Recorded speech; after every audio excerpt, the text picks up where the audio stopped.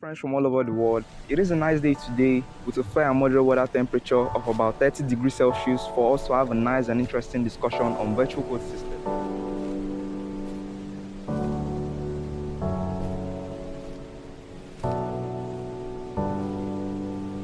I'm pretty sure that most of you developers might have thought about a question of this nature, whereby you're in the United States and you can collaborate on a project with another developer in a place like United Kingdom. So how is that possible? The simple answer is virtual code system. Virtual code system helps you to collaborate on a project with a developer. It could be one, two, or three, or more than. You could many. And also virtual code system also helps you to track changes being made to your source code.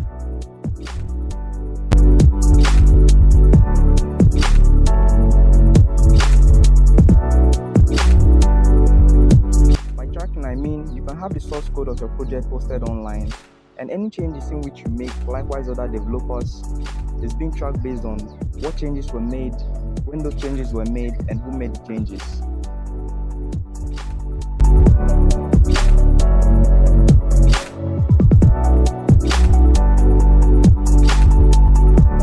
Now I'm gonna go further explaining what VCS is again, and also breaking down of the various VCS components, and also I'm gonna give a practical example using a VCS software tool known as GIT.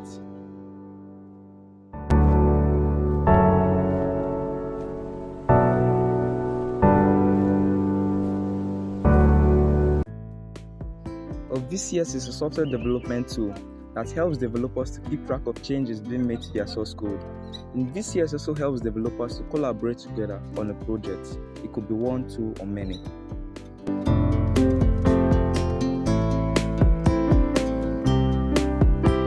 Now to the breakdown of VCS components. I'm going to firstly define what a repository is. A repository is a centralized digital storage space or area where files, folders, or documents could be stored locally on a developer's machine, or also they could also be stored in a remote host or server.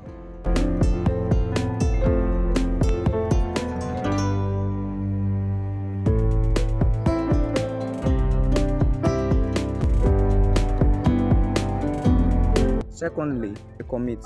A commit is more like saving changes or modifications being made to your source code in a repository.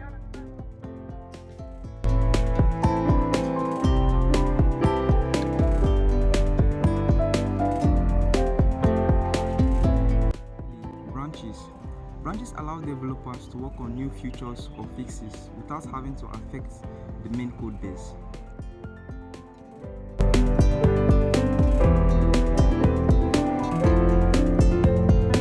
Lastly, merging. Merging is the process of combining changes from one branch to another. Now for the practical example, let's just take for instance, I want to build a website for a school.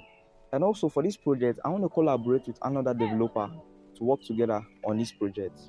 Firstly, I have to create a folder in my local system, and then let me take for instance the folder I create is, I name the folder I create school, and so that folder now is in my local machine. That's my local system, and also I'm the only one who has access to this currently right now, and so I want to give access to the other developer to have access to the same folder, because maybe me, I'm the one working on the design, and maybe he's going to be working on the functionalities. So I'm going to have to host this online in a remote repository, such as GitHub, GitLab, or the rest of that. You understand? There's so many of them.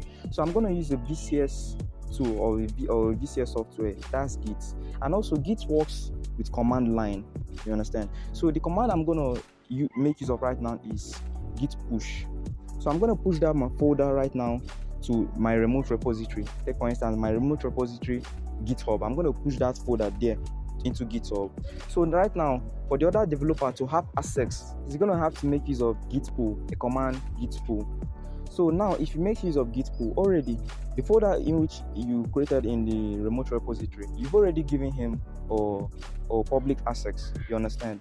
So whereby he pulls it now into his local machine, he has already gotten that folder in which you are working with in his own machine. You understand? So whatever design you've already made, he already seen it in his own machine. You understand? So any changes in which you make, likewise the other developer makes, is just being saved and stored locally in your system. So right now we want to make Git aware of the changes in which we make. So to make Git aware of changes in which you've made, maybe you changed the color of your button because you're in charge of the designing of the site and the other developer is in charge of the functionalities, and maybe you changed the button from a blue color to a red color. So you're going to have to inform Git that, oh, hey, I've changed the color of the button from blue to red. And by doing this, you make use of a Git command, git add. Git add tells GitHub of the changes in which you've made.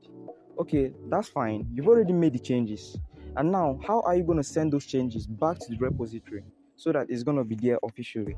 So sending the changes you've made back to the repository, you're going to make use of a Git command known as git commit. You're going to commit the changes back to the repository so that the other developer is also going to see that you've changed the color of the button, and likewise you too, you're also going to see the changes in which he's made to the project.